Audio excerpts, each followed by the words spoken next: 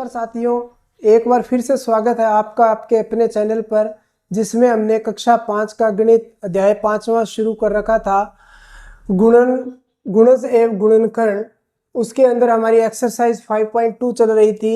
उसी के अंदर आगे देखिए प्रश्न नंबर 7 क्या है कि दूध की 2 कैनों में क्रमशः 20 व 30 लीटर दूध भरा है, तो बड़े से बड़े बर्तन का नाप क्या होगा जो दोनों कैनों के दूध को पूरा पूरा नाप सके।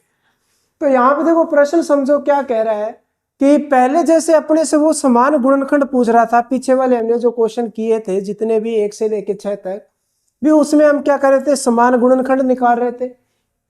सेम वही चीज है, पर इस बार इसको क्या है, उसने थोड़ा सा स्टेटमेंट में दे दिया, भी अपने को प्रश्न को बना के दे दिया कि दूध की 2 कैनों में क्रमशः 10 और 20 लीटर दूध है भरा है।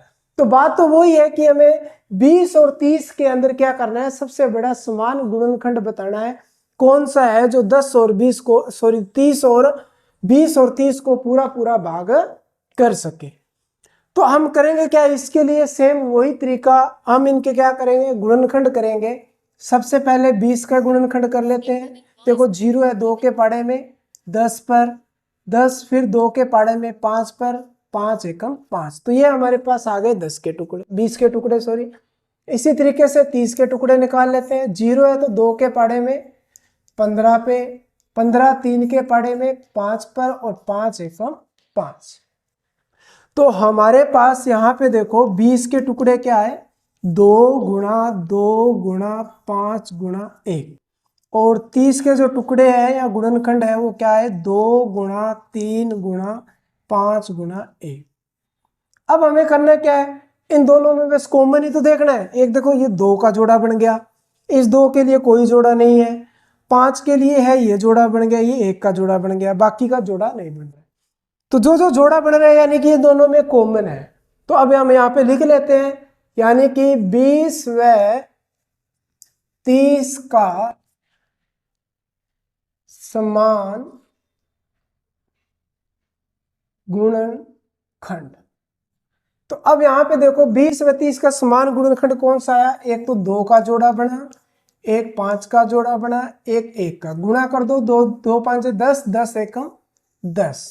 तो यानी कि 10 वो संख्या है जो 10 और 20 को पूरा पूरा भाग करेंगी।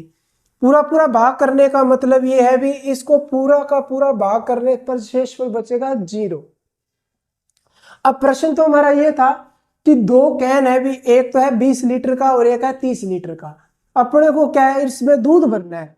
तो वो कहता है भी आप एक ऐसा माप बताओ, यानी कि ऐसा जो नाप, जैसे कोई बर्तन बताना है अपने को भी, वो बर्तन से ये दोनों के दोनों पूरे पूरे भर जाने चाहिए। ऐसा कौन सा बर्तन हम इस्तेमाल करें भी, कितने लीटर का बर्तन हो कि 20 और 30 लीटर को पूरा पूरा वो भर सके।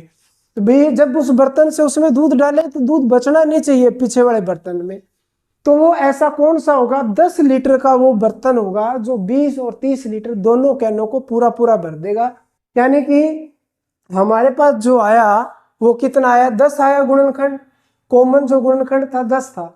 तो इसका मतलब है 20 और 30 लीटर के कैन को पूरा भरने के लिए हमें कितने लीटर, यानी कि हमें 10 लीटर के नाप की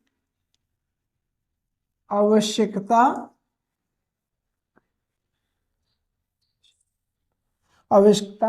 होगी।